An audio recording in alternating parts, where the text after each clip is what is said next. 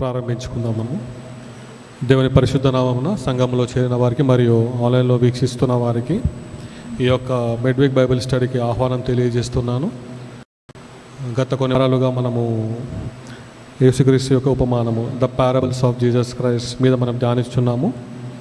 మరి ఈ దినమున మనము 36వ ఉపమానమును ధ్యానించినై ఉన్నాము. మన మధ్యలో ఉన్న రెవరెండ్ సత్యరంజన్ గారు మనలను వాక్యంలో నడిపించినై ఉన్నారు. మనం మొదటగా ప్రార్థించుకొని అటు తర్వాత కార్యక్రమంలోనికి వెళ్దాం. ప్రార్థించుకుందాం. మమ్మల్ని మిక్కిలిగా ప్రేమించు మా ప్రియ పరలోకపు తండ్రి, కృపగల దేవ, దయగల తండ్రి, నాయన మీ కృప మా యందు ఉంచి నేను మమ్మల్ని సజీవుల లెక్కలో ఉంచి నేను కాచి కాపాడినందుకు నాయన మీకే స్తుతులు వందనాలు తెలియజేస్తున్నాం. నాయన ఈ సమయంలో ఈ సంఘంలో చేరి నాయన మిమ్మల్ని స్తుతించుటకు, ఆరాధించుటకు, నేను మీ వాక్యం వినుటకు ఇచ్చిన అవకాశం బట్టి వందనాలు తెలియజేస్తున్నాం. నేను మమ్మల్ని బట్టి మా కుటుంబాలను బట్టి ప్రార్థిస్తున్నాను. నేను మమ్మల్ని దీవించి ఆశీర్వదించమని నేను మీ కాపుదల మా యందు ఉంచమని ప్రార్థిస్తున్నాం. మాకు కలిగిన ప్రతి ఒక్క విషయం బట్టి నేను మీకే స్తుతులు వందనాలు తెలియజేస్తున్నాం.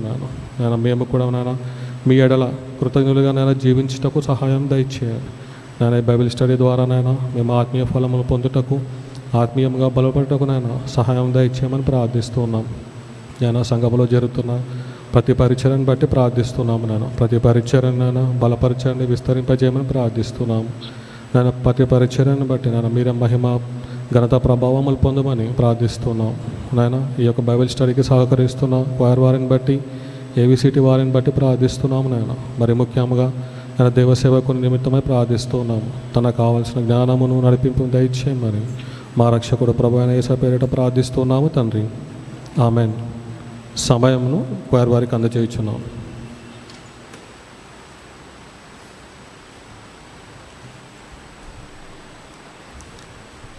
దేవుని ఘనమైన నామం స్తోత్రములు. ఈ సాయంకాల సమయము బైబిల్ స్టడీలో మనమందరం కలిసి ఆంధ్ర క్రైస్తవ కీర్తనలో నుండి 26వ పాట రండి ఉత్సహించి పాడుతాం అనే పాటతో ప్రారంభించుకుందాము. అందరు కూడా మాతో ఏకీభవించి పాడాల్సిందిగా కోరుతున్నాను.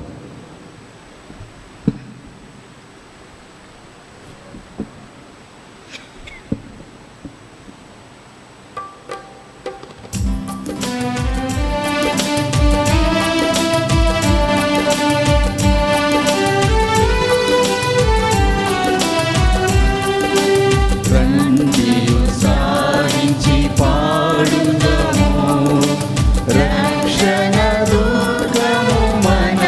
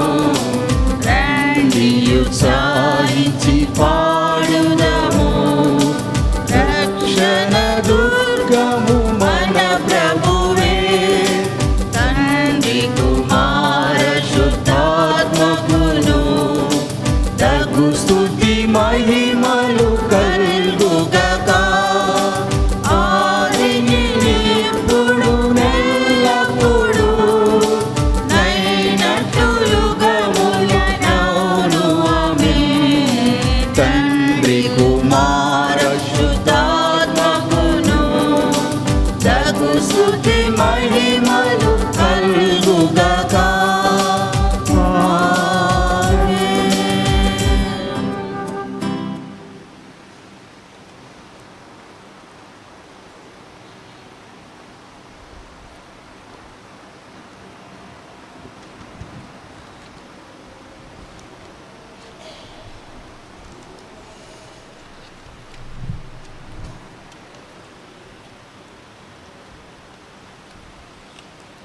తిరిగి మనమందరం కలుసుకొని 647వ పాట కృపామయుడా నీలోన అందరు కూడా మాతో కలిసి ఏకీభవించి పాడాల్సిందిగా కోరుతున్నాను.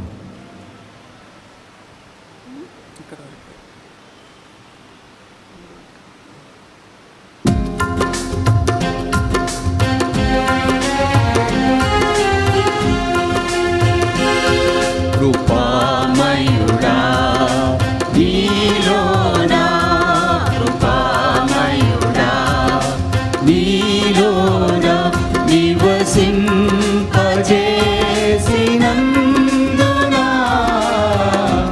ఇదిగో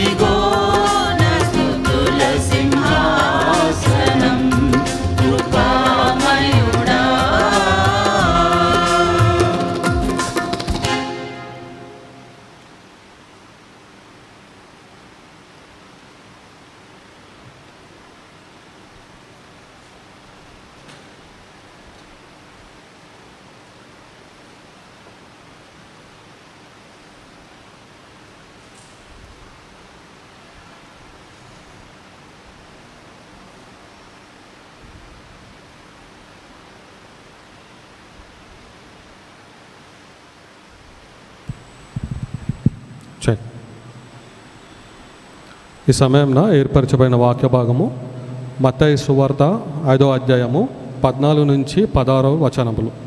మత్తయి సువార్త 5వ అధ్యాయము 14 నుండి 16 వచనముల వరకు మన మధ్యలో ఉన్న జంగా అబ్రహాం గారు వచ్చి చదవవలసిందిగా కోరుచున్నాను.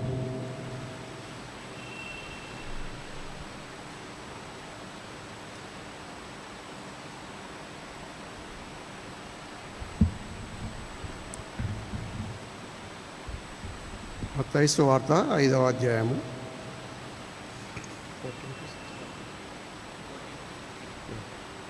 మీరు లోకమునకు వెలుగై ఉన్నారు. కొండ మీద నుండి పట్టణము మరుగై ఉండనేరదు. మనుషులు దీపము వెలిగించి కొంచెం కింద పెట్టరు, కానీ అది ఇంట నుండి వారందరికీ వెలుగునిచ్చుటకై దీపస్తంభము మీదనే పెట్టుదురు. మనుషులు మీ సత్క్రియలను చూసి పరలోకమందున మీ తండ్రిని మహిమపరిచినట్లు వారి ఎదుట మీ వెలుగు ప్రకాశింపజేయుడి.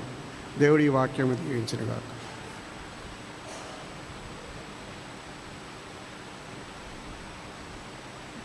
ఇటు సమయంలో క్వైర్ వారికి అందజేయుచున్నాను.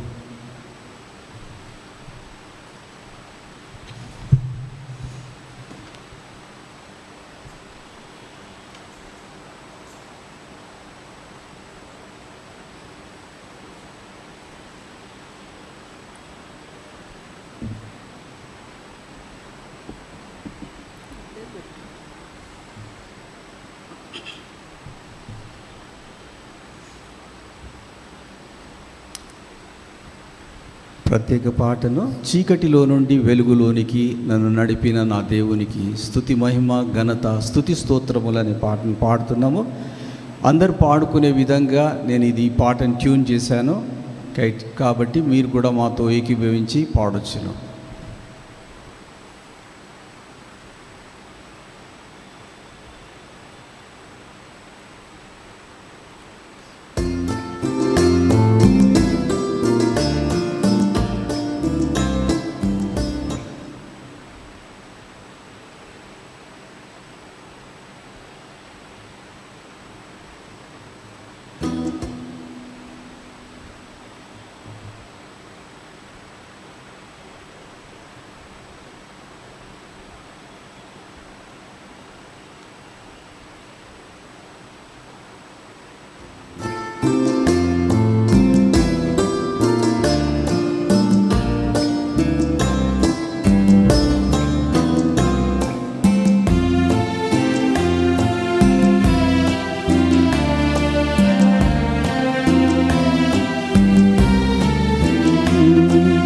చీకటిలో నుండి వెలుగులోనికి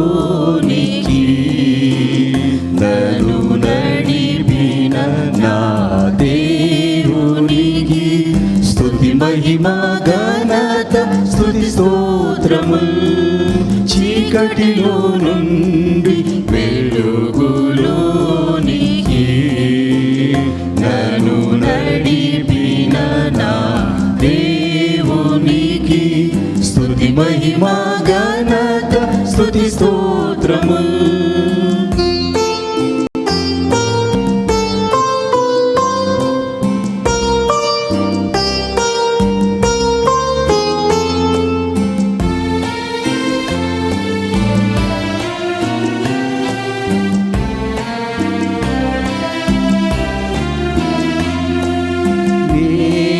పాపినై త్రోవ తప్పిన వేళలో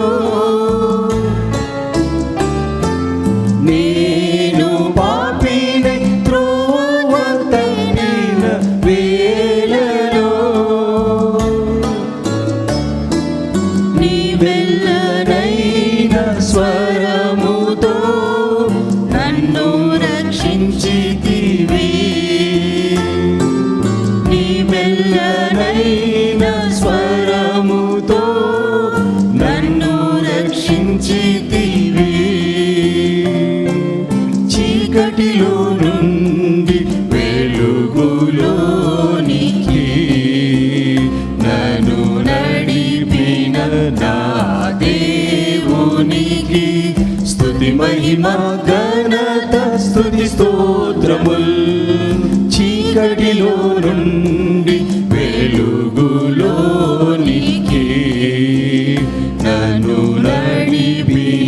నా దేవునికి స్తుతి మహిమ ఘనత స్తుతి స్తోత్రములు.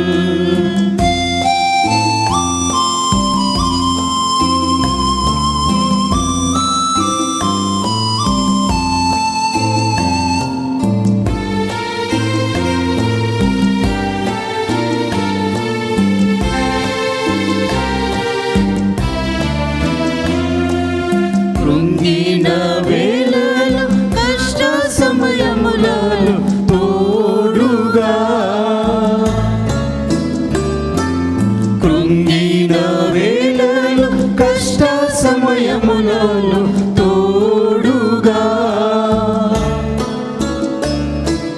నడిపించును నా ప్రభువా నీ మార్గములో, నడిపించును నా ప్రభువా నీ మార్గములో. చీకటిలో నుండి వెలుగులోనికి నన్ను నడిపిన నా దేవునికి స్తుతి మహిమ ఘనత స్తుతి స్తోత్రముల్. చీకటిలో నుండి వెలుగులోనికి నన్ను నడిపిన నా దేవునికి స్తుతి మహిమ ఘనత స్తుతి స్తోత్రముల్.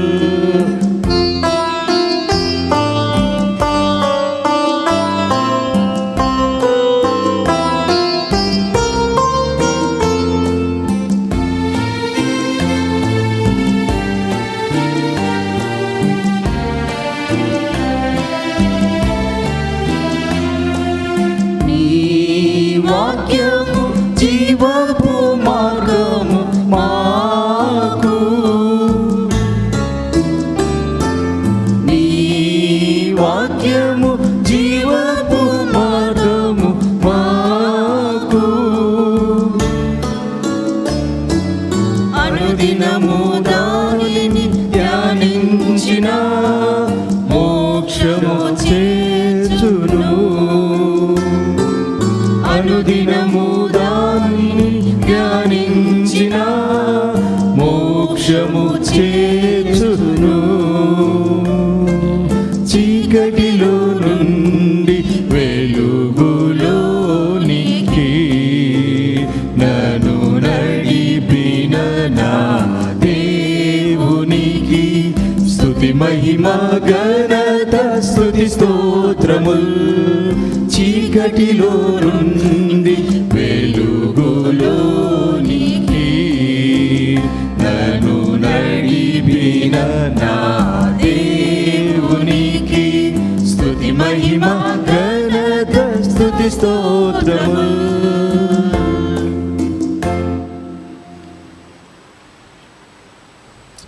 చక్కటి కీర్తనను ఆలపించి ప్రభునామాన్ని గణపరిచిన క్వైర్ వారిని అభినందిస్తూ ఉన్నాను.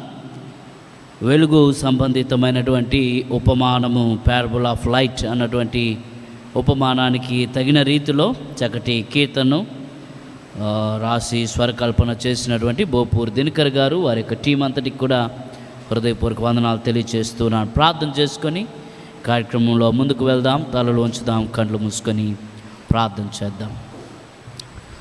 మహోన్నతుడా, మీ నామాన్ని గణపరుస్తూ ఉన్నాం. సర్వశక్తిమంతుడవు, కనికర సంపన్నుడు ప్రభువా, గతించిన బుధవారపు బైబిల్ స్టడీ ప్రత్యేక ఆరాధన నుంచి నేటి బుధవారపు సాయంకాల బైబిల్ స్టడీ ఆరాధన వరకు ఈ వారమంతా మీ కాపుదల, భద్రత, క్షేమం మాకు అనుగ్రహించారు. మా జీవితాల్లో ప్రభా మీరు కృపను విస్తరింపచేసి మమ్మల్ని బలపరిచినందుకే మీకు వందనాలు, స్తోత్రాలు తెలియజేస్తూ ఉన్నాం. ఈ సమయంలో నీ వాక్కును మేము ధ్యానం చేయబోతూ ఉంటుండగా 35 ఉపమానాలు వారము తరువాత వారము ధ్యానించే కృపనిచ్చారు. ఈ దినాన్ని 36వ ఉపమానమును ధ్యానం చేస్తూ ఉంటుండగా ఆత్మదేవ, మా జ్ఞానము మా తెలివితేటలు కాదు కానీ మీ పరలోకపు వర్తమానమును గ్రహించగలిగినటువంటి జ్ఞానమును, సంపత్తిని మాలో ప్రతి ఒక్కరికి మీరు దయచేయమని ప్రార్థిస్తున్నాను.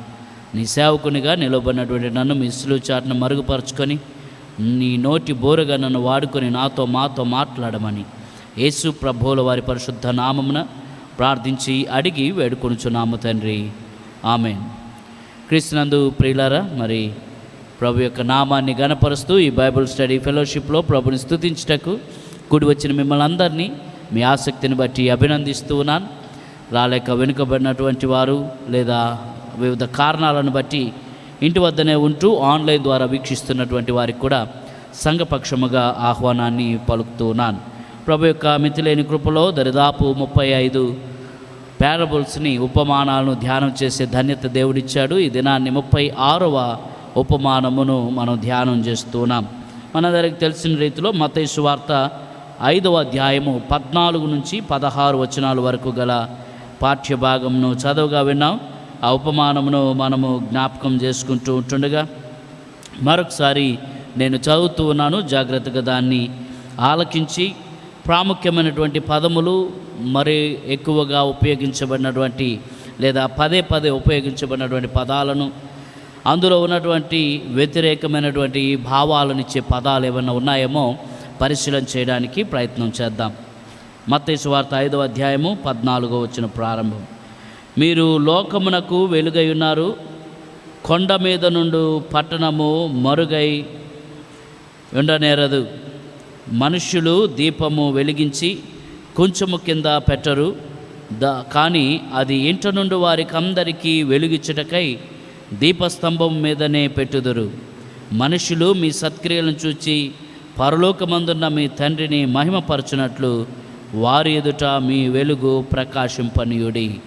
ఈ ఉపమానము యేసుక్రీస్తు ప్రభువారు కొండ మీద ప్రసంగము చేస్తున్నటువంటి సందర్భంలో ధన్యతలను తెలియపరిచిన తదుపరి ఒక ఉపమాన అలంకార రీతిలో మానవులను ఉప్పుతోటి, అలాగనే మానవులను వెలుగుతోటి పోలుస్తూ చెప్పబడినటువంటి 3 వచనాలలో ఉన్నటువంటి ఉపమానం. గతంలో మనం చేసిన రీతిగానే ఈ 3 వచనాల్లో ప్రాముఖ్యమైనటువంటి పదాలను జ్ఞాపకం చేసుకుందాం. నా మట్టుకు నేను గుర్తించినటువంటి కొన్ని పదాలు: మీరు అన్నటువంటి పదం, లోకము, వెలుగు, కొండ, పట్టణము, మరుగు చేయబట్ట, దీపము, కుంచము, దీపస్తంభము, సత్క్రియలు, పరలోకము, తండ్రి, వారి ఎదుట మీ వెలుగు ప్రకాశింపనీయుడి. ఈ ప్రాముఖ్యమైనటువంటి పదాలుగా మనము గమనించగలుగుతూ ఉన్నాం. అయితే ఈ పదాలన్నీ కూడా ప్రాముఖ్యతను వహిస్తూ ఉన్నప్పటికీ కొన్ని వ్యతిరేకమైనటువంటి పదాలు మనకు కనబడుతున్నాయి, కొన్ని జంటలు మనకు కనబడుతూ ఉన్నాయి. ఉదాహరణకి లోకము అన్నటువంటి పదము వాడబడుతూ ఉంటుండగా పరలోకము అన్నటువంటి పదము కూడా మనకు కనబడుతూ ఉంది. అలాగనే వెలుగు అన్నటువంటిది మనకు కనబడుతూ ఉంటుండగా దానికి ఆపోజిట్గా చీకటి అన్నటువంటిది కూడా మనకు ఆ పదము మెన్షన్ చేయకపోయినా ఆ వ్యతిరేకత మనకు అక్కడ కనబడుతుంది. సత్క్రియలు అన్నటువంటి పదం కనబడుతుంది, దానికి వ్యతిరేకంగా దుష్క్రియలు అన్నటువంటివి మనకు కనబడతాయి. సో 3 రకాలైనటువంటి పదాలు, వాటి యొక్క వ్యతిరేకతలు మనకు కనబడుతున్నాయి. ఒకటి లోకము, దానికి ఆపోజిట్గా పరలోకం. రెండవది వెలుగు, దానికి వ్యతిరేకంగా చీకటి. మూడవది సత్క్రియ, దానికి వ్యతిరేకంగా దుష్క్రియ. ఈ 3 వ్యతిరేక పదాలు మనకు కనబడుతూ ఉన్నాయి. అయితే వాక్య భాగాన్ని మనం ధ్యానం చేస్తూ ఉంటుండగా ఉపమాన భావాన్ని గ్రహించడానికి ముందుగా దాని యొక్క నేపథ్యము ఏంటి, what is the background or the motive of this parable. యేసుక్రీస్తు ప్రభువారు మనుషులను ఉప్పుతోటి అలాగనే వెలుగుతోటి పోల్చుతూ మాట్లాడడానికి ఆయన ప్రేరేపించినటువంటిది ఏంటి, లేక ఏ సందర్భంలో ప్రభువు ఈ మాటలు చెప్పారు అని అంటే, బైబిల్ చరిత్రలో మత్తయి సువార్త 5, 6, 7 అధ్యాయాలు పర్వత ప్రసంగం. యేసుక్రీస్తు ప్రభువారు చేసినటువంటి ప్రసంగాల్లో సుదీర్ఘమైనటువంటి పర్వత ప్రసంగంగా మనం దాన్ని చూస్తున్నాం. సర్మన్ ఆన్ ద మౌంట్ అన్నటువంటి పదముతోటి ఇంగ్లీష్లో దాన్ని పిలుస్తూ ఉంటారు. ఈ పర్వత ప్రసంగం చేస్తున్నటువంటి సమయంలో ధన్యతల గురించి మాట్లాడిన వెంటనే మనుషుల యొక్క వ్యక్తిత్వాన్ని, మనుషుల యొక్క పరిస్థితులను అంచనా వేస్తూ ప్రభువారు తెలియపరిచినటువంటి సందర్భంగా మనం చూడగలుగుతూ ఉన్నాం. మనుషులు వారి యొక్క సత్క్రియలు ఎలా ఉండాలి, వాటిని చేయటం ద్వారా ఎవరు మహిమపరచబడాలి అన్నటువంటి సందర్భం కూడా మనం గమనించగలం. మనుషులు లోకమునకు ఏమై ఉన్నారో యేసుక్రీస్తు ప్రభువారు వారి యొక్క ఎక్స్పెక్టేషన్ని, యేసు ప్రభు మనుషుల నుంచి ఏమి కోరుకుంటూ ఉన్నాడో, ఏమి ఆశిస్తూ ఉన్నాడో ఆ ఎక్స్పెక్టేషన్ని వ్యక్తీకరిస్తూ ఈ మాటల్లో మనం చూడగలుగుతూ ఉన్నాం. ఉదాహరణకి మన కుటుంబాల్లో దేవుడు మనల్ని అందరినీ దీవిస్తూ ఉంటుండగా గర్భఫలాన్ని ఇస్తూ ఉన్నాడు. కుమారులను కుమార్తెలను ప్రభు ఇస్తూ సంతానాన్ని మనకు కలుగు చేస్తూ ఉన్నప్పుడు, వారు పుట్టగానే కొన్ని సంవత్సరాలు వారు ఎదుగుతూ ఉన్నప్పుడు వారి యొక్క జీవన విధానాన్ని మనం చూస్తూ ఉన్నప్పుడు యాజ్ ఎ పేరెంట్స్, తల్లిదండ్రులుగా will be having some expectations about our children. మన పిల్లల గురించినటువంటి కొన్ని ఆశలు, కోరికలు మనకుంటాయి. ఇదిగో వీడికి ఉన్నటువంటి ఈ టాలెంట్ను బట్టి ఇలాగైతే బాగుండు, ఇతనికి ఉన్నటువంటి ఈ మేధాశక్తిని బట్టి ఈ విధంగా సెటిల్ అయితే బాగుండు, ఇంత ఉన్నత స్థాయిలో నిలబడితే బాగుండు అన్నటువంటి రీతిలో, వీడు టీచర్ అయితే బాగుంటుంది, వీడు లాయర్ అయితే బాగుంటుంది, వీడు డాక్టర్ అయితే బాగుంటుంది, లేకపోతే వీడు పాస్టర్ అయితే బాగుంటుంది కదా. వివిధ రకాలైనటువంటి ఆలోచనలు మనకు వస్తూ ఉంటాయి. అలాగనే యేసుక్రీస్తు ప్రభువారు కూడా తను సృజించినటువంటి మానవుని చూస్తూ ఉన్నప్పుడు మానవుని నుంచి కొన్ని ఎక్స్పెక్టేషన్స్ తను కలిగి ఉంటూ ఉన్నాడు. అవి ఏంటి అనగా, మనుషులందరూ కూడా ఉప్పులాగా ఉండాలి, మనుషులందరూ కూడా వెలుగులాగా ఉండాలి. ఉప్పు ఏ విధంగా అయితే రుచిని తీసుకొని వస్తుందో ఆ రీతిగా మనుషులు ఉండాలి. వెలుగు ఎలాగైతే అంధకారాన్ని పారదోలుతుందో అలాగున నా బిడ్డలు ఉండాలి అన్నటువంటి ఆశను వ్యక్తపరుస్తూ మనుషులు లోకమునకు ఏమై ఉన్నారో యేసుక్రీస్తు వివరిస్తూ చెప్పినటువంటి సందర్భం. ఆయన అంటున్నాడు, మీరు లోకమునకు ఉప్పు వెలుగు అని తెలుపుతూ ఉన్నటువంటి సందర్భంగా మనం చూడగలుగుతూ ఉన్నాం. ఇక్కడ వెలుగు అన్నటువంటి పదము మనకు వ్యక్తీకరించబడుతూ ఉంది. 14వ వచనాన్ని మరి చదివితే, మీరు లోకమునకు వెలుగై ఉన్నారు, మీరు లోకమునకు వెలుగై ఉన్నారు. ఈ ఉపమానాన్ని టైటిల్ ఒకవేళ మనం పెడితే ప్యారబుల్ ఆఫ్ లైట్ అన్నటువంటిది, లేదా వెలుగు సంబంధితుల లేదా వెలుగు సంబంధితమైనటువంటి ఉపమానము అని మనము గమనించగలుగుతున్నాం. అనగా యేసుక్రీస్తు ప్రభువారు ఈ ఉపమానం అంతటినీ కూడా కేంద్ర బిందువుగా దేన్ని ఉంచాడు అని అంటే లైట్, వెలుగును ఉంచుతూ ఉన్నాడు. కారణం, మనుష్యులు ఆ వెలుగుగా మార్చబడాలి, మనుష్యులు వెలుగును అందించేవారుగా ఉండాలి అన్నటువంటిది యేసుక్రీస్తు ప్రభువారి యొక్క అభిలాష ఉంటూ ఉంది.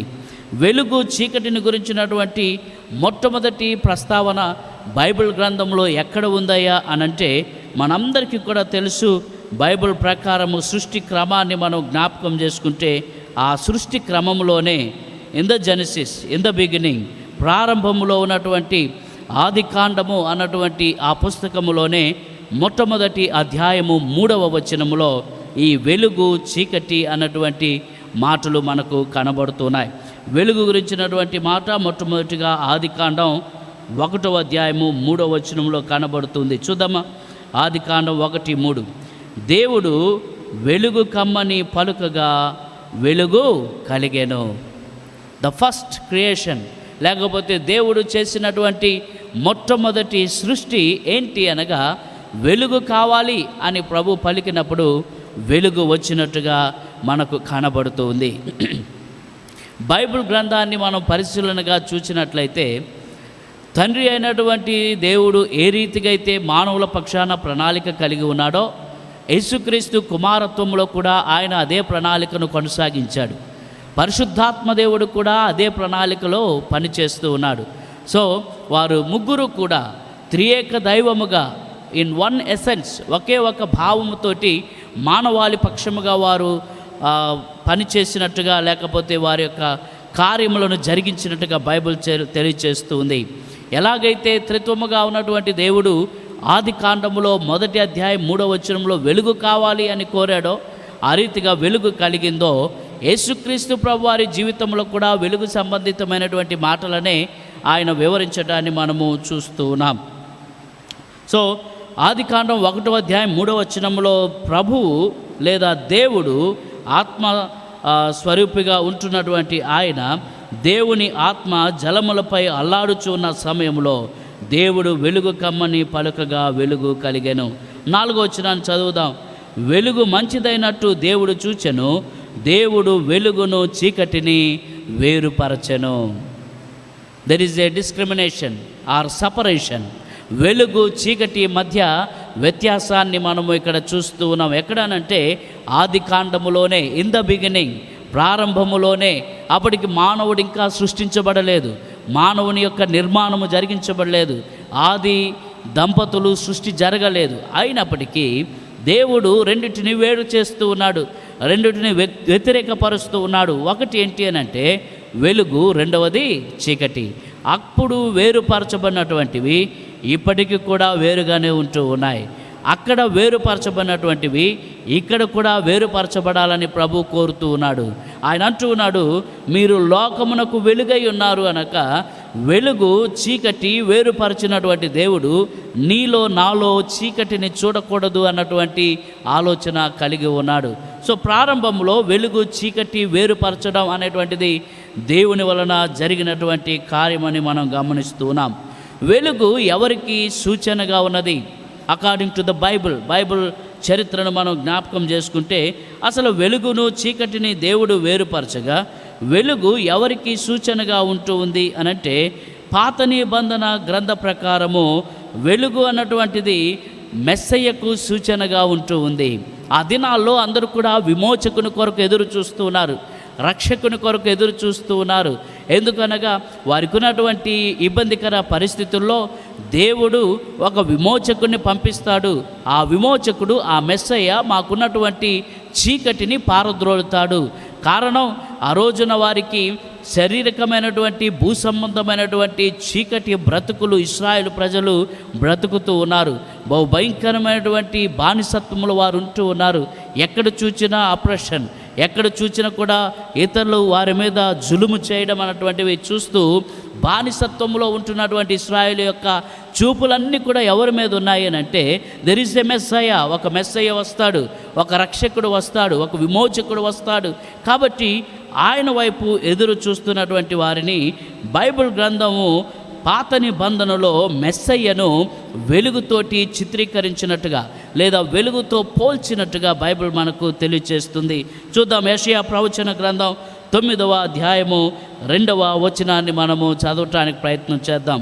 Isaiah chapter 9 verse 2. యెషయా గ్రంథం 9వ అధ్యాయము 2వ వచనము. చీకటిలో నడుచు జనులు గొప్ప వెలుగును చూచుచున్నారు, మరణ ఛాయలు గల దేశ నివాసుల మీద వెలుగు ప్రకాశించును అన్నటువంటి మాట మనకు కనబడుతుంది. వారి హోప్ ఏంటి అనంటే, వారి నిరీక్షణ ఏంటి అనంటే వారు ఒక గొప్ప వెలుగును చూడబోతూ ఉన్నారు. కారణం, వారు చీకటిలో నడుస్తూ ఉన్నారు, చీకటి సంబంధమైనటువంటి స్థితిలో ఉన్నారు. అంధకారము అలుముకున్నటువంటి పరిస్థితులు వారిని ఏలుతూ ఉన్న సమయంలో చీకటిలో నడుచు జనులు గొప్ప వెలుగును చూచుచున్నారు, మరణఛాయ గల దేశ నివాసుల మీద వెలుగు ప్రకాశించును. ఒక నిరీక్షణాయుతమైనటువంటి మెస్సయ్యను గూర్చినటువంటి సూచనగా ఈ ప్రవచనము మెస్సయ్యకు వెలుగుకు మధ్య ఉన్నటువంటి సంబంధాన్ని వివరిస్తూ ఉంది. ఇదే యెషయా ప్రవక్త 42వ అధ్యాయములో 6వ వచనములో కూడా ఇదే మాటలు మాట్లాడుతున్నాడు. 42వ అధ్యాయము 6వ వచనం, యెషయా ప్రవచన గ్రంథం. గుడ్డివారి కన్నులు తెరచుటకును, బంధింపబడిన వారిని చెరలో నుండి వెలుపలికి తెచ్చుటకును, చీకటిలో నడుచు వారిని బందిగృహములో నుండి వెలుపలికి తెచ్చుటకును యెహోవానగు నేనే నీతి విషయములో నిన్ను పిలిచి నీ చేయి పట్టుకొని ఉన్నాను, నిన్ను కాపాడి ప్రజల కొరకు నిబంధనగాను అన్యజనులకు వెలుగుగాను నిన్ను నియమించి ఉన్నాను. యెషయా ప్రవచన గ్రంథంలో వ్రాయబడినటువంటి ఈ మాటలు యేసుక్రీస్తు ప్రభువారి యొక్క జన్మానికి, యేసుక్రీస్తు ప్రభువారి యొక్క రాకకు గుర్తుగా ఆ మాటలు తెలియపరచబడుతున్నాయి. యేసు, నీవు మెస్సయ్యగా వారి దగ్గరకు వెళ్తావు, ఒక రక్షకునిగా వారి దగ్గరకు వెళ్తావు, విమోచకునిగా వారి దగ్గరకు వెళ్తావు. నువ్వు వారికి చేసేటువంటి పని ఏంటో తెలుసా? గుడ్డి వారి కన్నులు తెరుస్తావు, బంధింపబడిన వారిని చెరసాలలో నుండి వెలుపలికి తెస్తావు, చీకటిలో నడుచు వారిని బందీగృహం నుండి వెలుపలికి తెచ్చుటకు యెహోవానగు నేనే నీతి విషయంలో నిన్ను పిలిచి నీ చేయి పట్టుకొనున్నాను, నిన్ను కాపాడి ప్రజల కొరకు నిబంధనగా అన్యజనులకు వెలుగుగా నిన్ను నియమించి ఉన్నాను.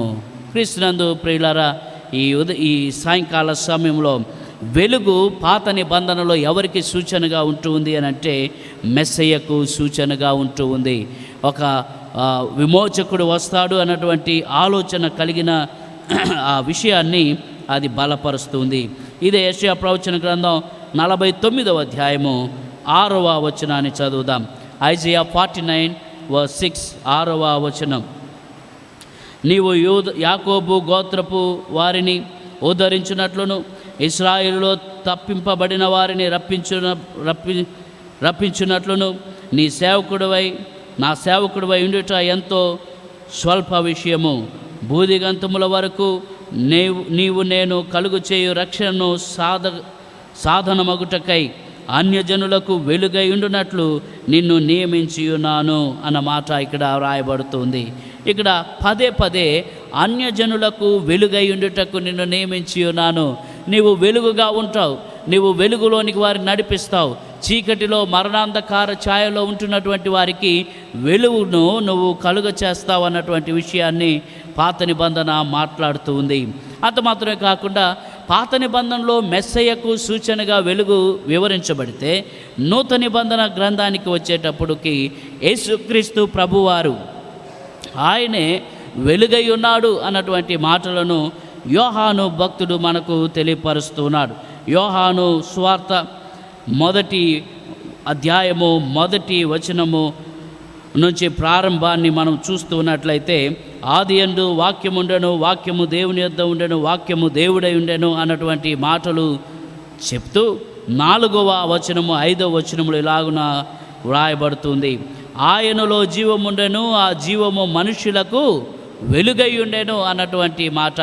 ఎవరైతే వాక్యంగా ఉన్నాడో ఆయనలో జీవముంది, ఎవరైతే జీవము కలిగి ఉన్నారో ఆయన మనుష్యులకు వెలుగై ఉన్నాడు. He is the light. ఆయనే వెలుగు, ఆ వాక్యమే వెలుగు, యేసుక్రీస్తు ప్రభువారే వెలుగు అని యేసుక్రీస్తుకు సాదృశ్యముగా సూచనగా వెలుగును నూతన నిబంధనలో మనము గమనించగలుగుతున్నాం. 5వ వచనం. ఆ వెలుగు చీకటిలో ప్రకాశించుచున్నది కానీ చీకటి దానిని గ్రహింపకుండెను. మనుషుల మీద ఆ వెలుగు ప్రకాశించబడింది. యేసుక్రీస్తు ప్రభువారిగా ఆయన ఈ లోకంలోనికి మానవునిగా ఆయన వచ్చినప్పటికీ అనేకులు ఆయనను గ్రహించలేకపోయారు. వారందరినీ కూడా ఎలాగున పోలుస్తూ ఉన్నారు అనంటే చీకటిగా పోలుస్తూ ఉన్నాడు. చీకటి వెలుగును గ్రహించలేకపోయింది. ఎక్కడైతే చీకటి వెలుగును గ్రహిస్తుందో ఆ చీకటి అక్కడ నుంచి పారిపోతూ ఉంటుంది. ఆ చీకటి అక్కడ నిలవటానికి వీలు లేదు. ఎప్పుడైతే వెలుగు అక్కడికి ప్రవేశిస్తూ ఉందో ఆ ఉన్నటువంటి ప్రదేశం అంతా కూడా వెలుగుమయంగా మార్చబడి చీకటి పారిపోతూ ఉంటుంది. సైంటిఫికల్గా మనం ఆలోచన చేసినప్పుడు ఎక్స్పెరిమెంట్స్ జరుగుతూ ఉంటాయి. గదిలో అన్ని లైట్లు ఆపివేసిన తర్వాత మిగిలేటువంటిది చీకటి, అంధకారం. అయితే ఆ చీకటిగా ఉన్నటువంటి గదిలోనికి ఒక క్యాండిల్ వెలిగించుకొని వెళ్ళాము లేదా ఒక టార్చ్ లైట్ వెలిగించుకొని వెళ్ళాము అని అంటే అప్పటి వరకు అలుముకొని ఉన్నటువంటి చీకటి ఆ గదిలో నుంచి వెళ్ళిపోవడాన్ని లేదా ఆ గదిలో అది కనబడకుండా వెలుగు ప్రకాశించడాన్ని మనము చూస్తూ ఉన్నాం. అయితే యేసుక్రీస్తు ప్రభువారు వెలుగై ఉన్నాడు. ఆయనను ఆ మనుష్యులు గ్రహించని కారణాన్ని బట్టి మనుష్యులు అంధకారముతోటి పోల్చబడుతూ ఉన్నారు. 1వ అధ్యాయంలోనే 8వ వచనాన్ని చదువుదాం. యోహాను సువార్త 1:8 అతడు ఆ వెలుగై ఉండలేదు కానీ ఆ వెలుగును గూర్చి సాక్ష్యం ఇచ్చుటకు అతడు వచ్చెను అన్నటువంటి మాట మనకు కనబడుతుంది. వెలుగు సాక్ష్యం ఇస్తూ ఉంది. ఆ సాక్ష్యమును గురించినటువంటి మాటను కూడా మనము గమనించగలుగుతూ ఉన్నాం. 9వ వచనాన్ని చదివితే నిజమైన వెలుగు ఉండెను, అది లోకంలోనికి వచ్చుచు ప్రతి మనుష్యుని వెలిగిస్తూ ఉంది. సో పాత నిబంధనలోను నూతన నిబంధనలోను వెలుగు సూచనగా మనకు కనబడుతూ ఉంది. మెస్సయ్యకు సూచనగా ఉంటూ ఉంది, యేసుక్రీస్తు ప్రభు వారికి సూచనగా ఉంటూ ఉంది. అంత మాత్రమే కాకుండా కీర్తన గ్రంథంలో 97వ కీర్తన 11వ వచనాన్ని చదువుదాం. 97వ కీర్తనలో 11వ వచనంలో వెలుగు మరొకరికి సూచనగా ఉండటాన్ని మనము గమనిస్తూ ఉన్నాం. 97:11 నీతిమంతుల కొరకు వెలుగును, యథార్థ హృదయుల కొరకు ఆనందమును విత్తబడి ఉన్నవి. వెలుగు ఎవరి కొరకు అనంటే నీతిమంతుల కొరకు అన్నటువంటి మాట ఇక్కడ మనకు కనబడుతూ ఉంది.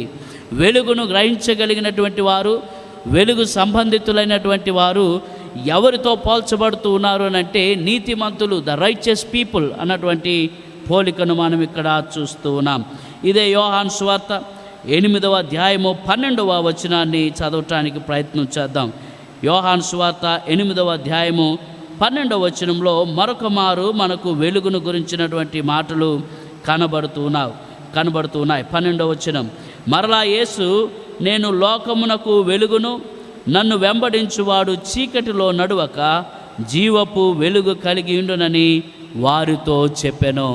ఎవరితోటి పోలుస్తూ ఉన్నారు అనంటే మెస్సయ్యతో పోల్చబడినటువంటి వెలుగు, యేసుక్రీస్తు ప్రభువారితో పోల్చబడినటువంటి వెలుగు ఇక్కడ ఎవరితో పోల్చబడుతూ ఉందనంటే, నేను లోకమునకు వెలుగును, నన్ను వెంబడించువాడు చీకటిలో నడవక జీవపు వెలుగు కలిగి ఉండునని వారితో చెప్పాను. ఆ వెలుగు మనుషులకు కూడా ఎక్స్టెండ్ చేయబడుతూ ఉంది.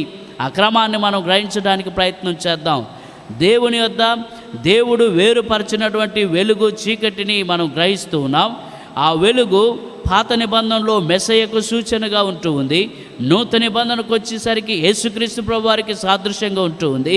యేసుక్రీస్తు ప్రభువారే స్వయానా తను చెప్తున్నటువంటి మాట ఏంటంటే, నన్ను ఎవరైతే వెంబడిస్తారో వారు కూడా వెలుగు సంబంధికులుగానే ఉంటారు, వారు కూడా వెలుగును కలిగినటువంటి వారుగానే ఉంటారు అన్న మాటను ఈ 12వ వచనంలో చూస్తున్నాం. నన్ను వెంబడించువాడు చీకటిలో నడువక జీవపు వెలుగు కలిగి ఉండునని వానితో చెప్పెను. జీవం ఇచ్చేటువంటి వెలుగు కలిగిన వ్యక్తిగా దేవుణ్ణి వెంబడించేవారు కూడా వెలుగు అన్నటువంటి మాటను బైబిల్ తెలియచేస్తూ ఉంది.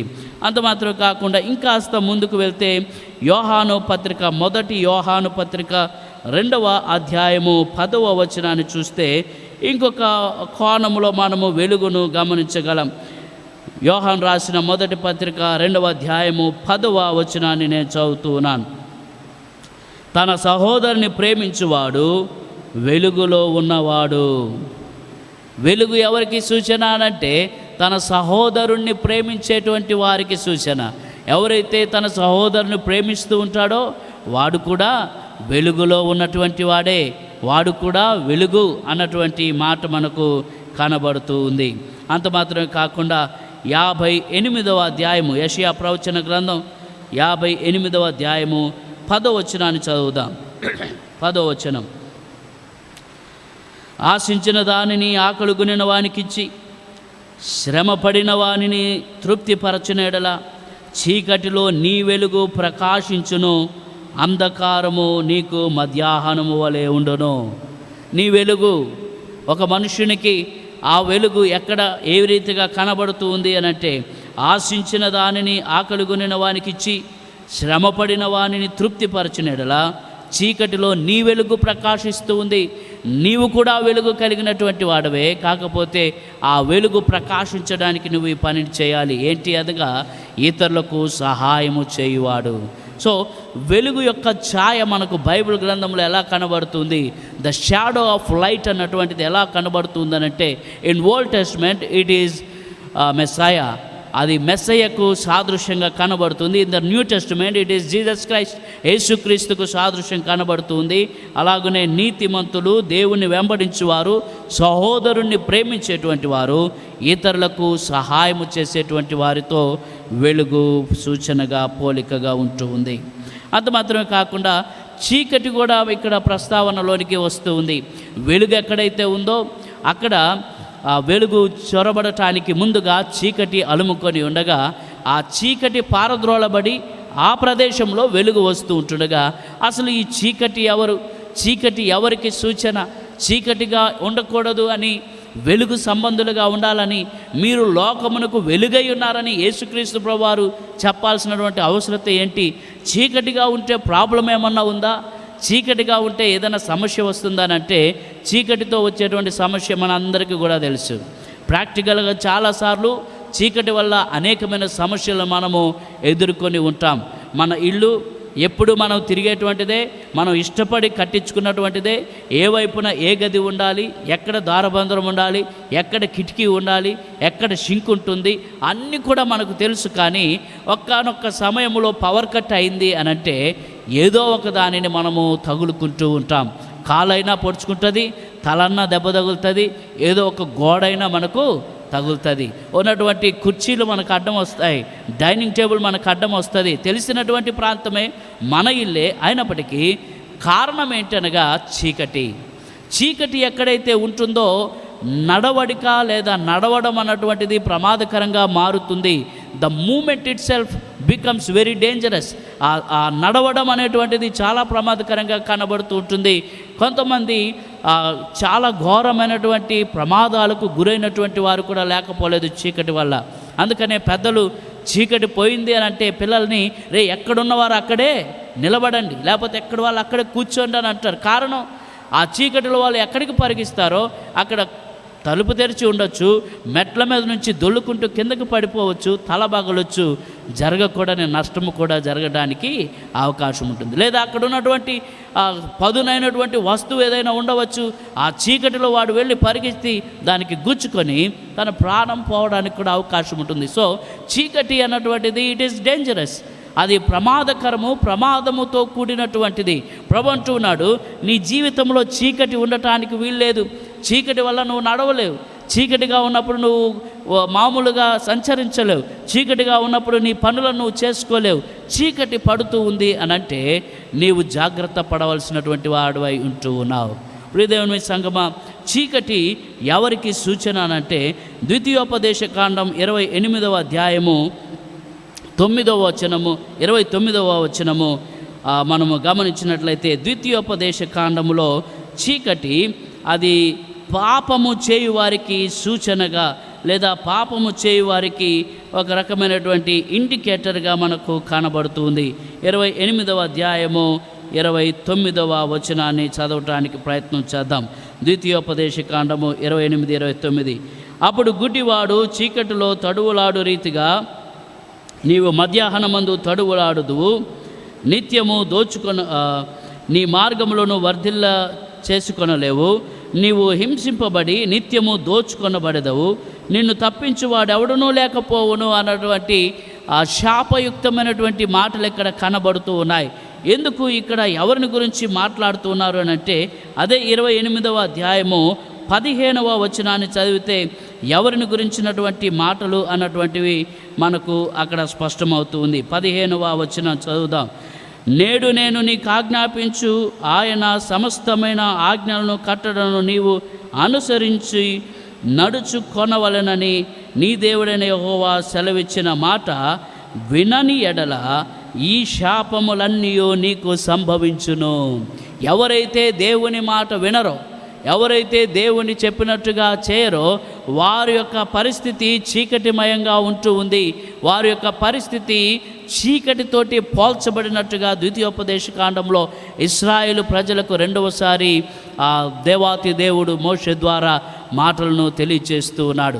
ఆ దేవాతి దేవుని యొక్క మాటలను మనం గమనిస్తూ ఉంటే ఆయన ఇంటెన్షన్ ఏంటి అని అంటే, ఇదిగో నా మాట విననివాడు, నాకు వ్యతిరేకమైన పనులు చేసేవాడు, చీకటిలో ఉన్నటువంటి గుడ్డివాడిని పోలినటువంటి వాడు, లేక చీకటిలో ఉన్నటువంటి వ్యక్తి కలిగేటువంటి ప్రమాదాలు తనకు కలుగుతాయి అన్న మాటను చీకటికి సూచనగా మనము చూస్తూ ఉన్నాం. అలాగనే నిర్గమకాండము 10వ అధ్యాయము 21వ వచనాన్ని మనం చూసినట్లయితే అది ఐగుప్తు నివాసమునకు సూచన. చీకటి అన్నటువంటిది ఐగుప్తు నివాసము. ఐగుప్తు నివాసము దేనికి అనగా చెడుకు నివాసముగా ఉంటూ ఉంది. చీకటి సూచనగా బైబిల్ చరిత్రలో మనము గమనించగలం. అంత మాత్రమే కాకుండా ఇందాక చదువుకున్నటువంటి రీతిలో ఈ యొక్క చీకటి ఎవరికి సూచనయా అనంటే 1 యోహాను 2వ అధ్యాయము 11వ వచనాన్ని చదివితే ఆ మాటల్లో రాయబడుతున్నటువంటిది ఏంటి అనగా, ఎవరైతే తన సహోదరుణ్ణి ద్వేషిస్తాడో వాడు చీకటి సంబంధి అన్న మాటను మనము గమనించగలం. 1 యోహాను 2వ అధ్యాయము 11వ వచనం.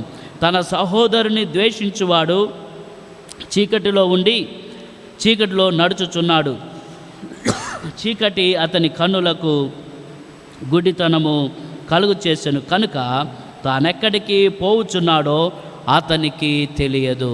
దేనికి సూచన ఆ చీకటి అనంటే పాపము చేయువారికి సూచన, ఐగుప్తు చెడుకు సూచన, సహోదరుని ద్వేషించు వారికి సూచన. ఈ రీతిగా బైబిల్ వెలుగు గురించి మాట్లాడుతూ ఉంది, చీకటి గురించి కూడా మాట్లాడుతూ ఉంది. అయితే వెలుగు యొక్క ప్రత్యేకతను బైబిల్ ఏమన్నా తెలియచేస్తూ ఉందా? వెలుగులో ఉన్నటువంటి యొక్క గొప్పతనాన్ని బైబిల్ ఏమన్నా మాట్లాడుతూ ఉందా అనంటే కొన్ని విషయాలు బైబిల్ ఆధారాలు మనకు కనబడుతూ ఉన్నాయి. అన్నిటిని కూడా రెఫరెన్స్ తెరిచి చూసి చదవటానికి సమయము సహకరించదు, కాబట్టి మీరు నోట్ చేసుకొని ఇంటికి వెళ్ళిన తర్వాత చదవటానికి ప్రయత్నం చేయండి. వెలుగు ప్రత్యేకతను బైబిల్ ఏ విధమైనటువంటి ఆధారాలను మనకు చూపిస్తూ ఉందనంటే 1 యోహాను 1వ అధ్యాయము 5వ వచన ప్రకారము దేవుడే వెలుగై ఉన్నాడు అన్నటువంటి మాట మనకు తెలియచేస్తుంది.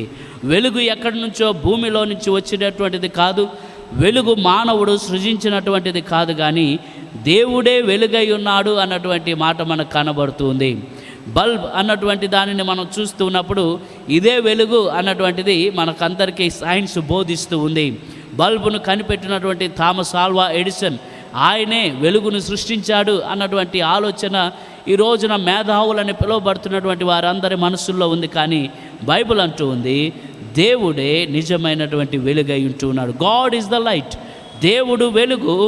ఆయన వెలుగు సంబంధమైనటువంటి వాడు కాబట్టి ఆయన మస్తిష్కములో నుంచి, ఆయన ఆలోచనలోంచి, ఆయన తలంపులోంచి, ఆయన డిజైర్లోంచి మానవుడు సృష్టించబడక ముందే వెలుగు కమ్మని ఆయన కోరాడు.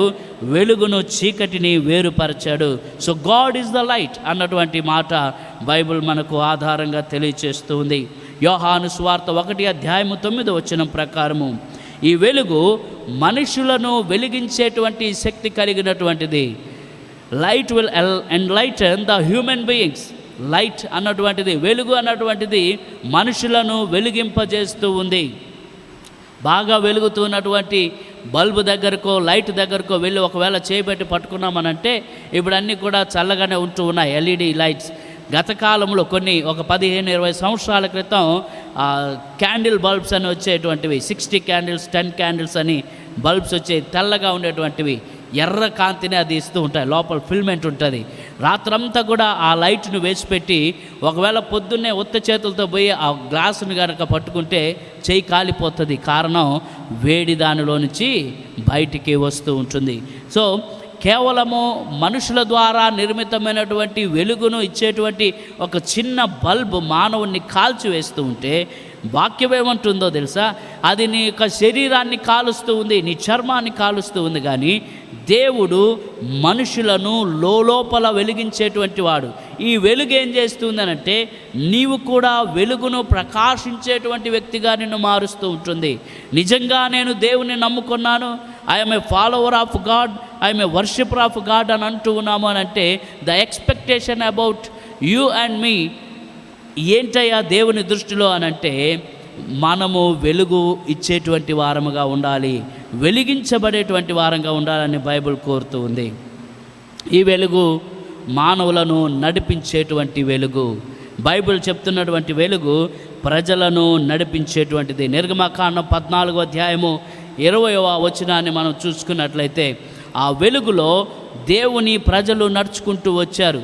పగలు మేఘస్తంభంగా, రాత్రి అగ్నిస్తంభంగా వెలుగు వారి మధ్యలో ప్రకాశిస్తూ ఉంటుండగా వారు శత్రువుల నుంచి వారు తరం పడుతున్నటువంటి సమయంలో వారి చేజిక్కకుండా తప్పించబడి నడిపించినటువంటిది ఈ వెలుగు. ఈ వెలుగు జీవపు మార్గమును సూచిస్తూ ఉంది. యోహాను సువార్త 8వ అధ్యాయము 12వ వచనంలో ఈ వెలుగు జీవాన్ని, జీవపు మార్గాన్ని చూపించేటువంటి వెలుగు అని మాట్లాడుతుంది. కీర్తన గ్రంథం 119వ కీర్తన 105లో అది త్రోవ చూపించేటువంటి వెలుగు. ఎప్పుడైతే చీకటిలో మనకు త్రోవ కనబడదో ఆ త్రోవను ఈ వెలుగు చూపిస్తూ ఉంటుంది. ఆ వెలుగే యేసుక్రీస్తు ప్రభువారి యొక్క ప్రత్యక్షతగా మనము చూడగలుగుతూ ఉన్నాం. అయితే సమయాన్ని బట్టి నేను త్వరగా వెళ్తూ ఉన్నాను. ఎవరు వెలిగించబడతారు? ఎవరు వెలిగించబడతారు? యేసుక్రీస్తు ప్రభువారే వెలుగై ఉంటే దేవుడే వెలుగై ఉంటే, ఆ దేవుడే యేసుక్రీస్తు ప్రభువారికి లోకంలోనికి వెలుగుగా వచ్చి ఉంటే, బైబిల్ ఇస్తున్నటువంటి సాక్ష్యం ఏంటి అని అంటే, వెలుగు వారి మధ్య నివసించింది, కానీ వారు చీకటి సంబంధులుగా ఉండి వెలుగును గ్రహించలేకపోయారని అంటూ ఉంటే, ఒకవేళ వెలుగు ద్వారా వెలిగించబడాలి అనుకుంటున్నటువంటి వారు, వారిలో ఉన్నటువంటి లక్షణాలు ఎటువంటి వారు వెలిగించబడతారు అనగా, కీర్తన గ్రంథం 97వ కీర్తన 11వ వచనం ప్రకారము, ఎవరైతే దేవునికి విధేయులై ఉంటారో, ఎవరైతే దేవునికి నమ్మకస్తులుగా ఉంటారో వారు వెలిగించబడతారు అన్నటువంటి మాట బైబిల్ సెలవిస్తూ ఉంది. అందరి మీద ఆ వెలుగు ప్రకాశించినప్పటికీ కొందరే ఆ వెలుగును గ్రహించారు అన్న విషయము యోహాను సువార్తలో మనము గమనిస్తూ ఉన్నాం. అంత మాత్రమే కాదు, సామెతల గ్రంథంలో 4వ అధ్యాయము 18వ వచనాన్ని చదివితే, సామెతల గ్రంథం 4వ అధ్యాయం 18వ వచనము, పట్టపగలగు వరకు వేకువ వెలుగు తేజరిల్లునట్లు నీతిమంతుల మార్గము అంతకంతకు తేజరిల్లును అన్న మాట కనబడుతుంది. ఎవరు తేజరిల్లుతారు, ఎవరి మార్గము తేజరిల్లుతుంది అని అంటే, 1 విధేయులైనటువంటి వారు, 2 నీతియుక్తంగా బ్రతికేటువంటి వారు. ఎవరైతే నీతిగా బ్రతుకుతారో వారు వెలుగు సంబంధులుగా ఉంటారు, వారి ద్వారా వెలుగు బయటకు ప్రకాశిస్తూ ఉంటుంది. 3వది యెషయా ప్రవచన గ్రంథం 58వ అధ్యాయం 8వ వచనం, ఇందాక నేను చెప్పినటువంటి రీతిలో ఎవరైతే ఏదైతే కోరుకుంటారో కోరుకున్న వారికి దానిని అందజేసినటువంటి వాడు, అటువంటి వారు కనికరము గలవారు, వెలిగించబడటానికి ఏర్పాటు చేయబడినటువంటి వారు. ఎవరు వెలిగించబడదురు అనంటే, కనికరము కలిగినటువంటి వారు, విధేయులైన వారు, నీతిమంతులుగా ఉంటున్నవారు, కనికరము కలిగిన వారు వెలిగించబడతారు. అంత మాత్రమే కాకుండా యోహాను సువార్త 2వ అధ్యాయం 10వ వచనంలో, క్రీస్తును వెంబడించువారు కూడా వెలిగించబడతారు. క్రీస్తును వెంబడించువారు వెలిగించబడతారు. ఒక ప్రాక్టికల్ ఇష్యూని ఒకవేళ మనం ఆలోచన చేస్తే, ఆ ప్రాంతంలో కొంచెం ఒక 10 అడుగుల దూరంలో ఒక మంచి గడ్డి మోపు కాలుతూ ఉంది.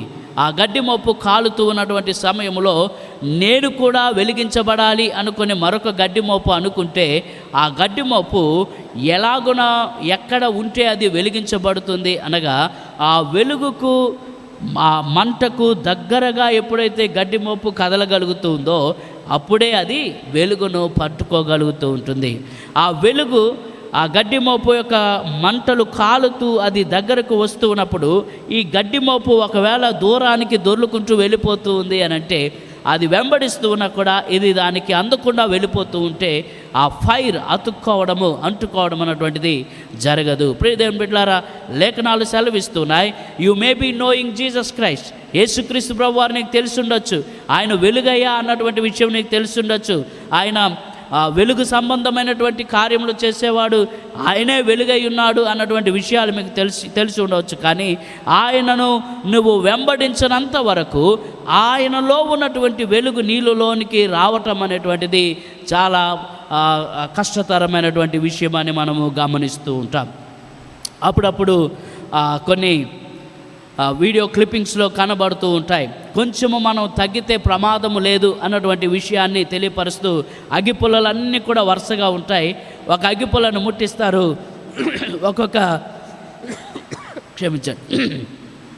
ఒక్కొక్క అగ్గిపుల్ల నుంచి మరొక అగ్గిపుల్లకి ఒకదానితో ఒకటి అతుక్కొని ఉండగా ఆ ఫైర్ మంట అన్నటువంటిది వెలిగిస్తూ 10, 11, 12 అగ్గిపుల్లలు కాలుతూ ఉంటుండగా 14వ అగ్గిపుల్ల కాసంత కిందకు వచ్చింది అనంటే 13వ అగ్గిపుల్లతోటి ఆ మంట ఆగిపోతుంది. గమనించండి, అప్పుడప్పుడు ఈ యొక్క ప్రయోగాన్ని చేసి చూడండి. అగ్గిపుల్లలన్నింటినీ కూడా వరుసగా పెట్టి మొదటి అగ్గిపుల్లను వెలిగిస్తే ఒకదాని తర్వాత ఒకటి ఆ నల్ల మందు అదంతా కూడా వెలుగుతూ వస్తుంటుంది. 14వది లేదా 15వ అగ్గిపుల్లను కొంచెం కిందకు తీసుకుని వచ్చారనంటే 13, 14 అగ్గిపుల్లలకు వచ్చినటువంటి మంట పక్కనే ఏది కూడా లేని కారణాన్ని బట్టి ఆగిపోతూ ఉంటుంది. ప్రియదేవుని బిడ్డలారా, బైబిల్ అంటున్న విషయం ఏంటి అనంటే, క్రీస్తు ఆయనను నువ్వు వెలుగుగా భావిస్తూ ఉంటే ఆయన నువ్వు వెంబడించిన రోజున నువ్వు వెలిగించబడతావు. ఒకవేళ నువ్వు ఆయన వెంబడించకపోతే, ఆయనకు దూరంగా నువ్వు ఉంటూ ఉంటే, నువ్వు ఏ రోజున కూడా మీరు లోకమునకు వెలుగై ఉన్నారు అన్నటువంటి మాటను సార్థకము చేయలేము అన్నటువంటి విషయాన్ని బైబిల్ మనకు తెలియచేస్తూ ఉంది. కావున ఎవరైతే క్రీస్తును వెంబడిస్తారో వారు వెలిగించబడతారు. వెలుగు సంబంధులు చేయవలసినటువంటి పనులు క్లుప్తంగా బైబిల్ మాట్లాడుతూ ఉంది. ఒకవేళ నేను వెలుగు సంబంధినైతే యేసుక్రీస్తు ప్రభువు నాలోనికి వచ్చి నన్ను కూడా వెలిగిస్తే, నేను వెలుగుగా మార్చబడితే నేనేం చేయాలి అన్న విషయాన్ని బైబిల్లో 5 విషయాలు మీ ముందుంచి నేను ముగించడానికి ప్రయత్నం చేస్తాను. మొట్టమొదటిది, వెలుగు సంబంధి చేయవలసినటువంటి పనులు ఏంటి అనగా 2వ దినవృత్తాంతం 5వ అధ్యాయము 13-14 వచ్చిన ప్రకారము, నీవు ఒకవేళ వెలుగులోనికి వచ్చినట్లయితే, చీకటిలోంచి వెలుగులోనికి నువ్వు నడిచినట్లయితే, నీవు క్రీస్తు వెలుగు ద్వారా వెలిగించబడిన వాడువైతే, ఆ వెలుగును ప్రకాశిస్తూ you will worship your God, నీ దేవుని నువ్వు ఆరాధించేటువంటి వ్యక్తిగా ఉంటావు. వెలుగు సంబంధులు చేసేటువంటి పనుల్లో ప్రాముఖ్యమైన పని ఆయనను ఆరాధించడం. 2వది, యోహాను సువార్త 9వ అధ్యాయము 4వ వచన ప్రకారము దేవుని పని చేస్తూ ఉంటాం. యోహాను సువార్త 9వ అధ్యాయము 4వ వచనం. బైబిల్ ఉన్నటువంటి వారు తెరిచి చూడడానికి ప్రయత్నం చేద్దాం. యోహాను సువార్త 9వ అధ్యాయము 4వ వచనాన్ని చదువుతూ ఉన్నాను. పగలున్నంత వరకు నన్ను పంపిన వాని క్రియలు మనము చేయుచుండవలను, రాత్రి వచ్చుచున్నది, అప్పుడు ఎవరునో పని చేయలేడు. సో పగలున్నంత వరకు నేను వెలిగించబడినటువంటి వాడినైతే నేను ఆ పనిని చేస్తూనే ఉండాలి. సో 2వది, దేవుని పని చేసేటువంటి వాడుగా ఉండాలి. 3వది, ఎఫెసీలకు రాసిన పత్రిక 5వ అధ్యాయము 8-10 వచనాలు మనం చూస్తే, వెలుగులో నడుచుట అన్నటువంటిది. ఒకవేళ నేను వెలిగించబడితే ఆ వెలుగులో నేను నడుస్తూ ఇతరులను కూడా నడిపించేటువంటి వ్యక్తిగా నేను ఉండాలి. కానీ చెప్పుకోవడానికి వెలుగు సంబంధిని అని చెప్పుకుంటూ చీకటిలో నడుస్తూ ఉన్నాను, చీకటి కార్యాలు ఇంకా నాలో ఉన్నాయి అని అంటే ఒకసారి మనల్ని మనం ప్రశ్నించుకోవాలి. నేను నిజంగా వెలిగించబడ్డానా? ప్రభు ఏమంటున్నాడు? You are the light to the world. నువ్వు ప్రపంచానికి, నువ్వు లోకానికి వెలుగై ఉన్నావు, నీ యొక్క వెలుగు ప్రకాశించాలని చెబుతూ ఉంటే, నేనే వెలుగులో నడవకపోతే, నేనే చీకటి కార్యాలు చేస్తూ ఉంటే నేను ఎలాగునో వెలుగులో ఇతరులను నడిపించగలుగుతాను అన్నటువంటిది ప్రశ్న. 4వది, వెలుగు సంబంధులు ఏం చేస్తారు అనగా వెలుగును కూర్చున్నటువంటి సాక్ష్యాన్ని ఇస్తారు. వారి జీవితమే ఒక సాక్ష్యం. Their life it self is a testimony for the light. ఇదిగో దేవుడు వెలుగై ఉన్నాడు, ఆయన నన్ను వెలిగించాడు, నేను కూడా ఇతరులను వెలిగించేటువంటి వాడును అని సాక్ష్యం ఇస్తారు. ఫిలిప్పీ 2వ అధ్యాయము 15-16 వచనాల్లో ఆ మాటను మనము చూడగలుగుతూ ఉన్నాం. వెలుగు సంబంధులు చేయవలసినటువంటి పనుల్లో చివరిది, రాకడ కొరకై ఎదురు చూచుట. రాకడ కొరకై ఎదురు చూచుట. 1 తెస్సలోనిక 5వ అధ్యాయము 6, 7, 8 వచనాల్లో ఎవరైతే వెలిగించబడిన వారుగా ఉన్నారో, ఎవరైతే వెలుగు సంబంధులుగా మార్చబడి ఉన్నారో వారందరూ కూడా క్రీస్తు యొక్క రాకడ కొరకు ఎదురు చూస్తారు. ఎందుకనగా ఈ లోకము అంధకారముతో నిండి ఉన్నది కాబట్టి ఈ లోకాన్ని విడిచి వెలుగు సంబంధాలు వెలుగు లోకములోనికి వెళ్తారు, పరలోకములోనికి వెళ్తారు, దేవుని సన్నిధిలోనికి వెళ్తారు. కాబట్టి వారు వెలిగించబడిన వారి యొక్క దృష్టి అంతా కూడా దేవుని వైపుకు ఉంటూ ఉంది అని తెస్సలోనిక సంఘానికి అపోస్తలుడైన పౌలు లేఖను రాస్తూ ఉన్నాడు. అయితే చివరిగా ఈ వెలుగును మనము ఆలోచన చేస్తున్నప్పుడు వెలుగును కనపరచువారు ఎవరు? Who are the light bearers? వెలుగును కనపరిచేటువంటి వారు ఎవరు? ప్రభువును ఎరిగినటువంటి వారు, యేసుక్రీస్తు తెలిసినటువంటి వారందరూ కూడా వెలుగు సంబంధులేనా? నేను కూడా వెలుగునే ఉన్నాను అన్నటువంటి మాటను మనం చెప్పగలుగుతూ ఉన్నామా? ప్రభు అంటున్నాడు, మీరు లోకములో వెలుగుగా ఉండండి, మీరు లోకమునకు వెలుగై ఉన్నారు అని అంటూ ఉంటే, యేసు ప్రభు నాకు తెలుసు, ఆయన వాక్యాన్ని నేను చదువుతాను, ఆయనకి నేను ప్రార్థన చేస్తాను, కాబట్టి నేను కూడా వెలుగునేనా అని అనుకుంటే భ్రమపడుతూ ఉన్నాం. బైబిల్ అంటూ ఉంది, ఎవరయ్యా వెలుగు సంబంధులు లేక వెలుగును కనపరచువారు ఎవరు? లైట్ బ్యారర్స్ ఎవరు? ఆ వెలుగును పట్టుకొని తిరగలిగిన వారు ఎవరు అని అంటే దోస్ హు ఆర్ లిట్ అనగా వెలిగించబడిన వాడే వెలుగు సంబంధి. వెలిగించబడిన వాడే వెలుగు సంబంధి. 2 క్యాండిల్స్ ఉన్నాయనుకోండి, ఒక క్యాండిల్ వెలిగించబడింది, ఇంకో క్యాండిల్ వెలిగించబడలేదు, కొత్తది అప్పుడే షాప్లోంచి తీసుకొచ్చాం, కరెంటు పోయింది. 2 క్యాండిల్స్లలో ఏ క్యాండిల్ మనకు వెలుగునిస్తూ ఉంది అని అంటే వెలిగించబడిన క్యాండిలే మనకు వెలుగునిస్తూ ఉంది. అది ఒకవేళ సగం క్యాండిల్ అయి ఉండొచ్చు, లేదా పావు భాగమే ఉండొచ్చు, కరిగిపోయిన క్యాండిల్ అయి ఉండొచ్చు. కానీ ఏది మనకు వెలుగునివ్వగలుగుతుందనంటే అప్పుడే షాప్ నుంచి కొత్తగా తీసుకొచ్చి పెద్దగా ఉన్నటువంటి వెలిగించినటువంటి క్యాండిల్ కంటే సగము కాలిపోయినటువంటి క్యాండిల్ వల్లనే చీకటిలో మనకు ఉపయోగం. బైబిల్ అంటూ ఉంది, వెలుగును కనపరుచువారు ఎవరు అని అంటే దోస్ హు ఆర్ లిట్.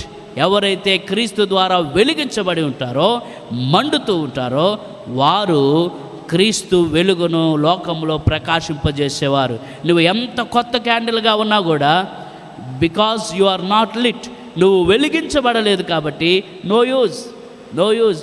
ప్రభా చూడు, నేను ఎంత పొడవుగా ఉన్నానో, ఎంత పెద్దగా ఉన్నానో, ఎంత లావుగా ఉన్నానో, ఈ క్యాండిలే నేనే గొప్ప ఆ క్యాండిల్ కంటే కూడా అనంటే ప్రభు అంటాడు, నువ్వు వెలిగించబడలేదు, అది వెలిగించబడ్డది.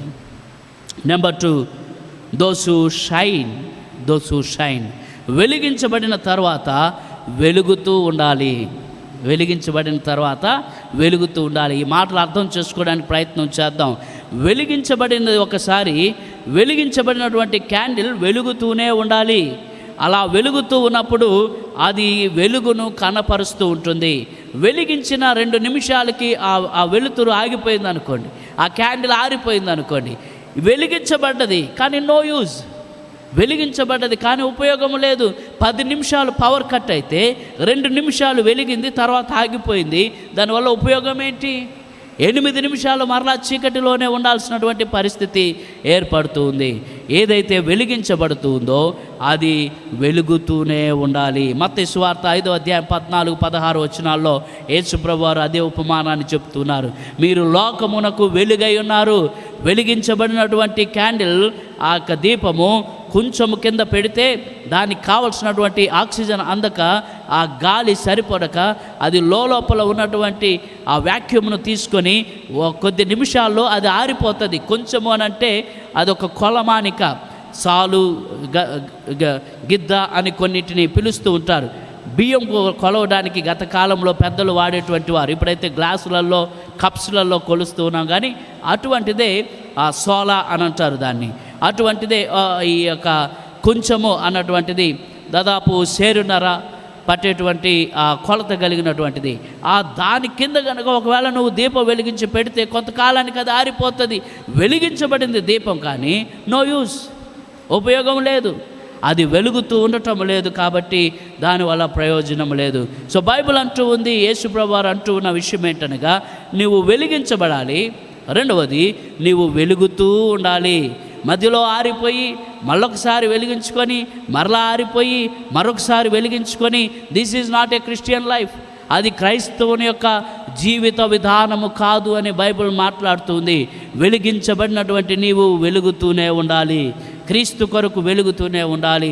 నువ్వు వెలుగుతూ ఉన్నప్పుడు సమస్యలు వస్తాయి. నువ్వు వెలుగుతూ ఉన్నప్పుడు గాలి వస్తుంది. నువ్వు వెలుగుతూ ఉన్నప్పుడు అనేక రకాలైనటువంటి వస్తువులు నీ మీద వచ్చి పడుతూ ఉంటాయి. అయితే నీ వెలుగును నువ్వు సంరక్షించుకుంటూ ముందుకు వెళ్ళాలి. బైబిల్ ఆ మాట మాట్లాడుతుంది.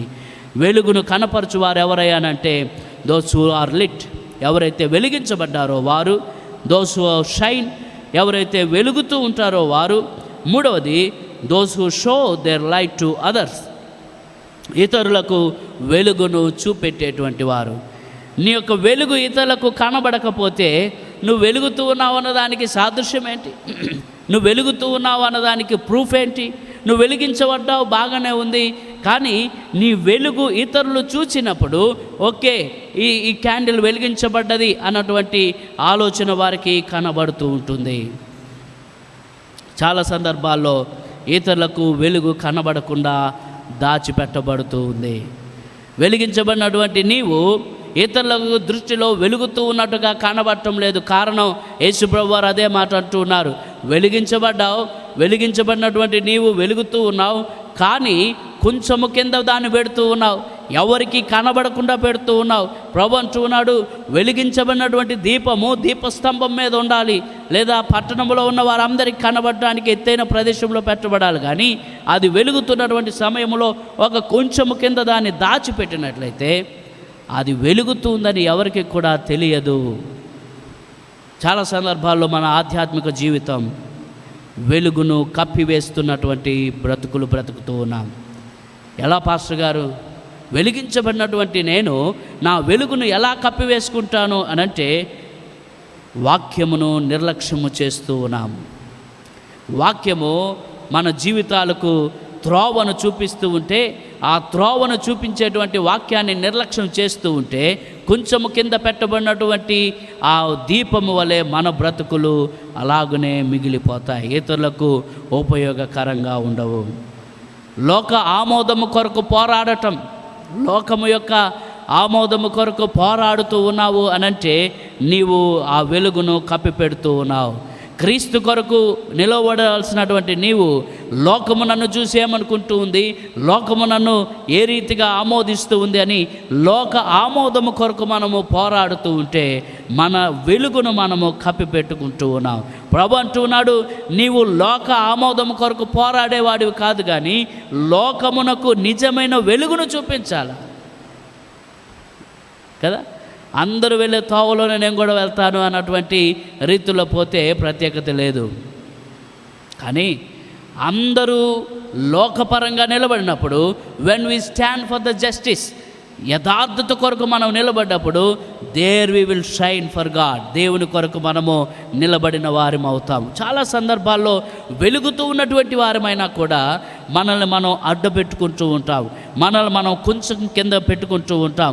నేను వెలుగుతూ ఉన్నాను అని అనుకుంటూ ఉన్నాం, కానీ ఆ వెలుగు ఇతరులకు కనబడకుండా ఉంటూ ఉంది. మూడవది, హింసకు భయపడుట.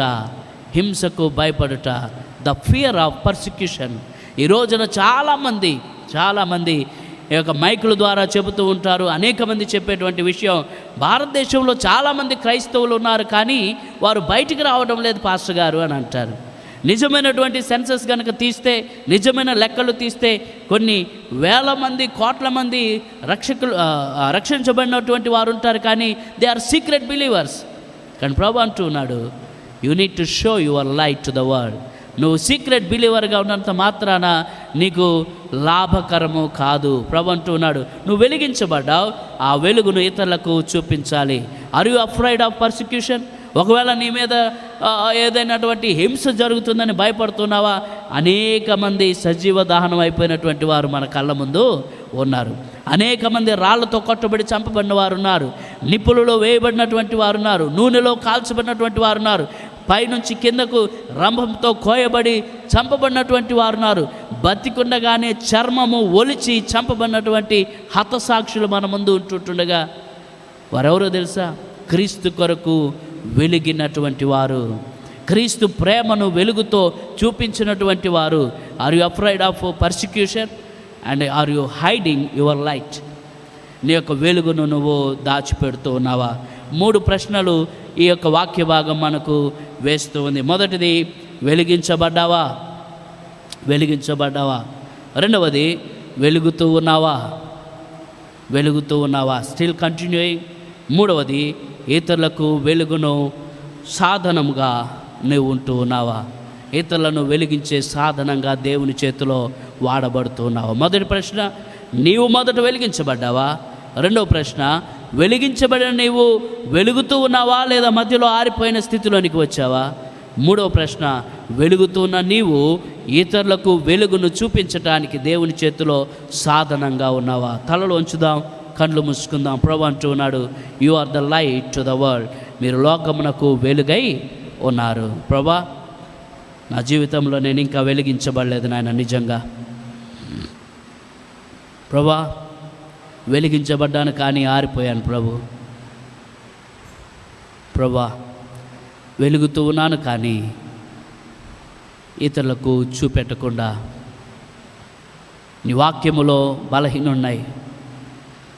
లోక ఆమోదము కొరకు కొన్నిటిని నాలో నేనే దాచుకుంటూ హింసకు భయపడి నీకు సాక్షిగా